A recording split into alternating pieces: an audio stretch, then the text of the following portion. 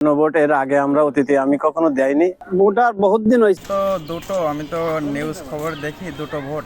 গণভোট সম্পর্কে আমরা কিছুই জানি না। গণভোট এর আগে আমরা অতীতে আমি কখনো দেয়নি। আর এইবার গণভোট এখানে দেওয়ার জন্য যে প্রক্সি দিয়ে গেছে, মানে মিটিং করে গেছে, তাতে যা বলে গেছে তাতে আমরা ভালো কিছু বুঝতে পারিনি যে গণভোটটা কি, হ্যাঁতে কি দিলে কি হবে, নাতে দিলে কি হবে, এই ব্যাপারে আমরা ভালো কিছু বুঝতে পারিনি। এখন আমরা খুব দ্বিধাদ্বন্দ্বের মধ্যে আছি।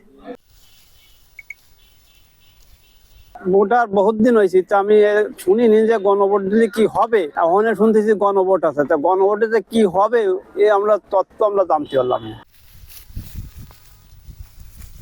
তো দুটো আমি তো নিউজ খবর দেখি, দুটো ভোট, একটা লাগেন আপনার এমপি, একটা লাগেন গণভোটটা। গণভোটটা লাগেন সম্পর্কে আমি তেমনটা জানি না, যে আপনার গণভোটটা দিলেও বা কী হবে আর না দিলেও বা কী হবে, এই সম্পর্কে আমি তেমনটা আমি জানি না।